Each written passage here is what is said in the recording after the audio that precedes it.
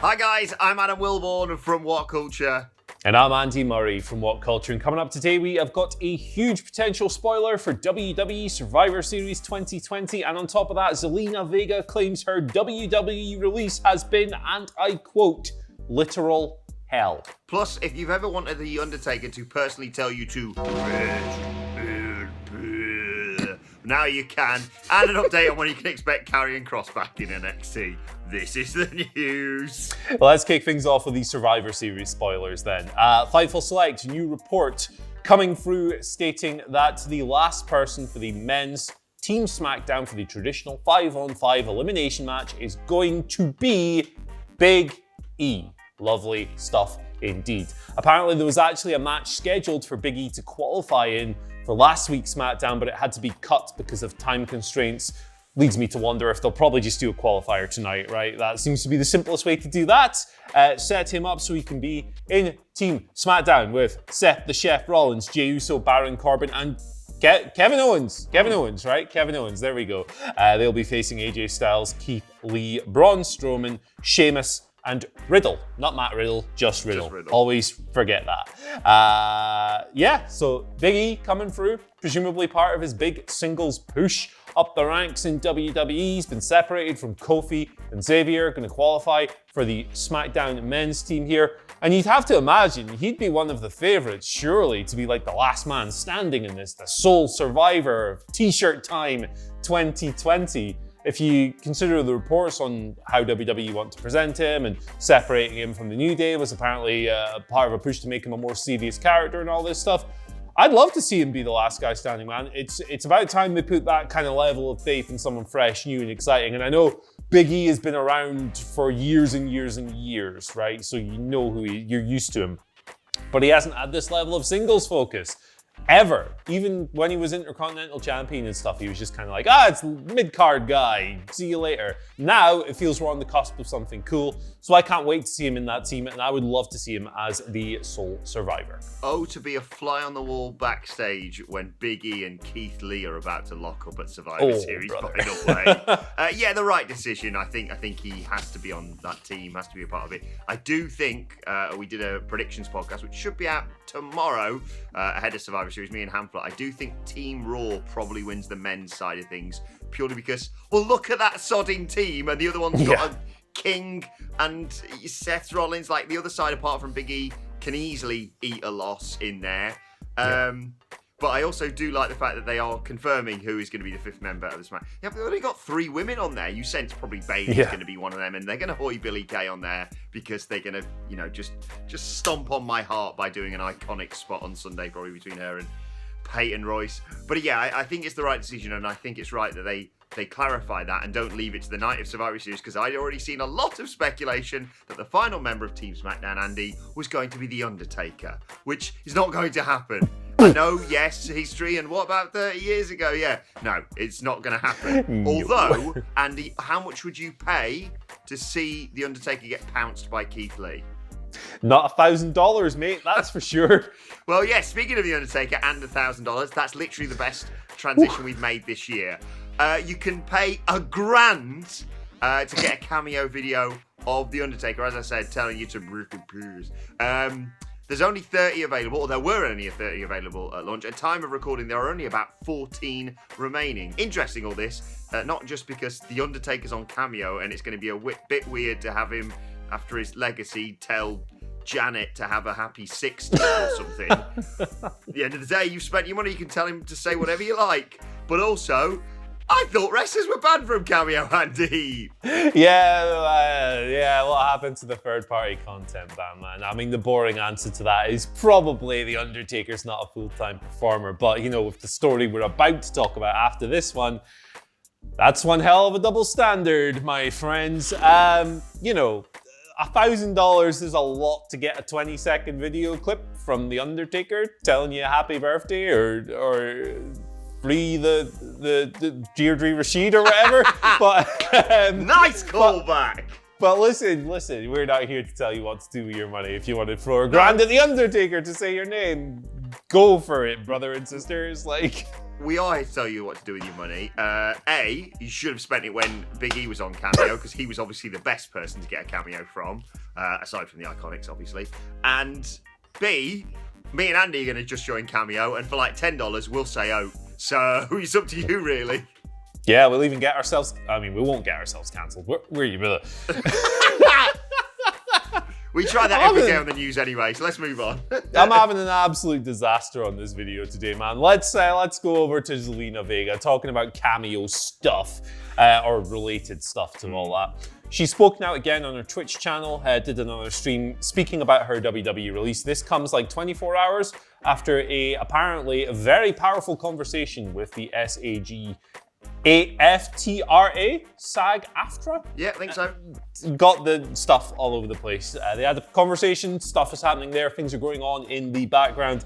But Vega's commenting on her release, describing it as the worst day of her life. She said, the past week has been hell, literal hell. Friday was the worst day of my life, adding that she felt it was important for her to get you guys to know me due to the spread of misinformation and so forth on social media.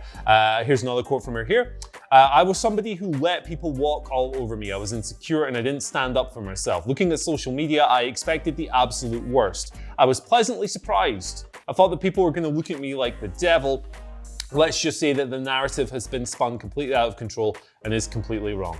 She went on saying she has grown over the years as a person, learned her worth, and started standing up for herself, appreciating the things she has gotten along the way. So, man, there's still so much to unpack with the Zelina Vega situation. By the end of the day, right, if you're making more money from streaming than you are from your WWE downside, and the party who's telling you, who you earn less money from, is telling you, hey, stop this thing, you're not going to stop this thing. You're going to choose the thing because it's more lucrative to you and it's more valuable to you. And it's, you know, given the connection she has with her audience and how she speaks about forming these connections and so forth, it's probably a lot more fulfilling to her. She loves professional wrestling. She said this, and she didn't want to leave the business. She presumably wants to get back into it. But man, that seems like, you know, a tough choice, but the right choice for her.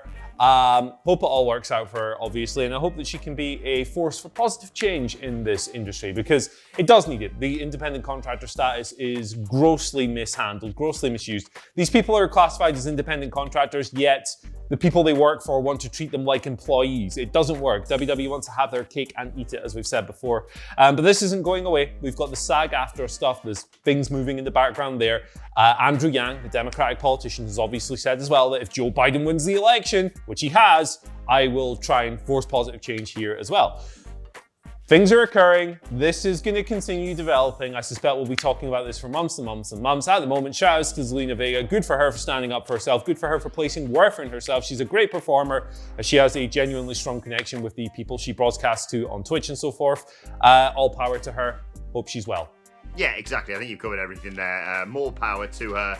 It's not really her fault she's had to leave WWE. It's them changing the rules and just being an awful company. And like you say, after the no-compete clause expires, I wouldn't be surprised to see her, you know, wrestling again, because why not both? Why not be able to do third-party Twitch, Cameo, OnlyFans, whatever you want to do, and wrestle as well? Because it's 2020 and people are like, oh, well, I thought you got hit by a truck on this week's SmackDown. Like, we get it. So just maybe let them earn a little bit of money, especially in an ongoing global pandemic. But yeah, it's a hot take there from Adam Wilborn. WWE are bastards. Anyway, let's conclude here by talking about Karrion Kross.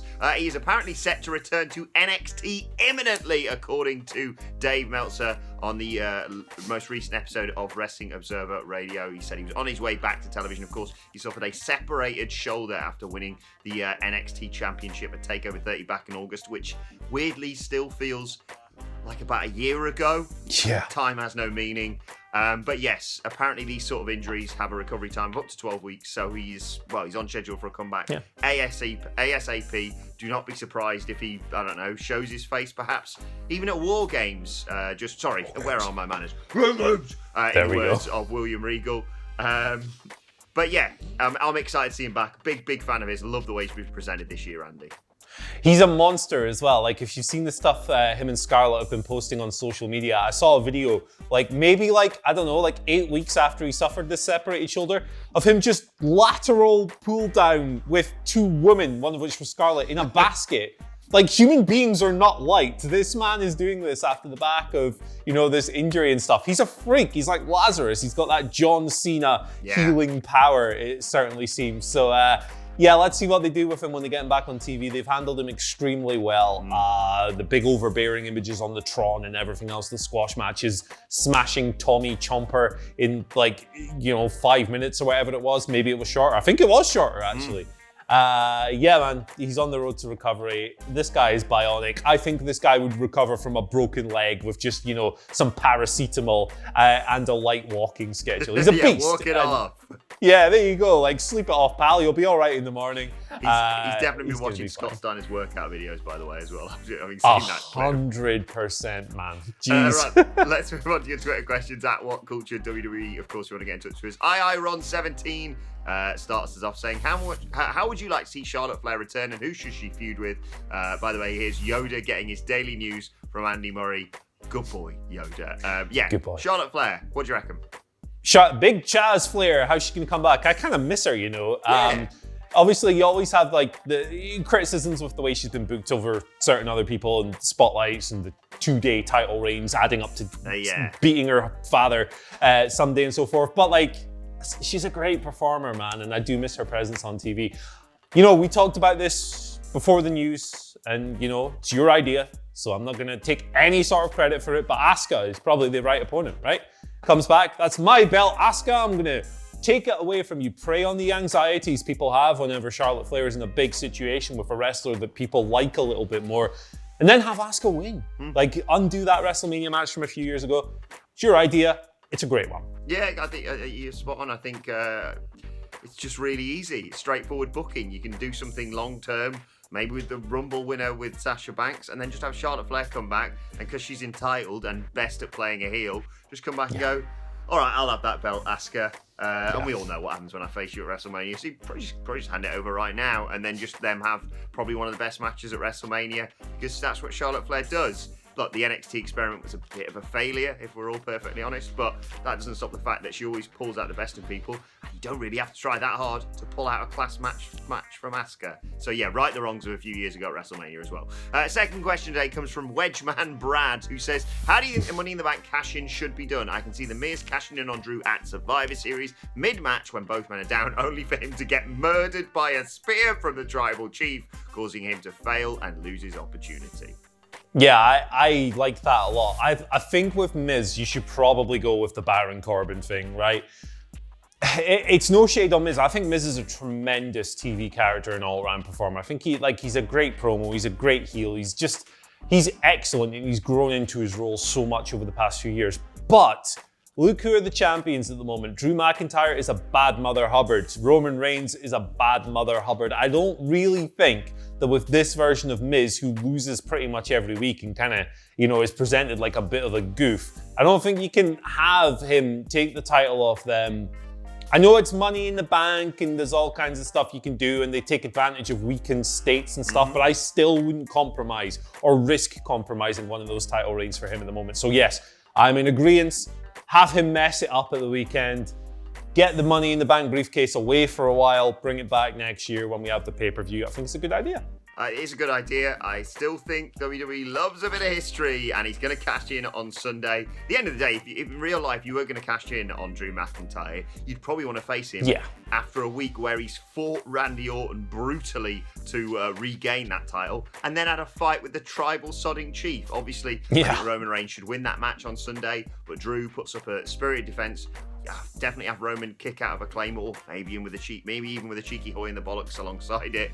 And then, maybe Randy Orton RKOs him as well, just to really solidify that. Oh, Drew's buggered here, and then The Miz cashes in. I think it may well happen on Sunday, and Miz may become WWE champion, but I sense it's probably not going to be for long, and Drew's they're maybe going to do some mad triple threat involving Randy and Drew and the Miz just to keep it a little bit interesting at TLC, which I'd be fine with so long as they didn't put it back on Randy Orton. Okay, final question today comes from Thomas Martin, who says, now I'm a Celebrity started. Oh yeah, I love him this year, by the way. Team Jordan.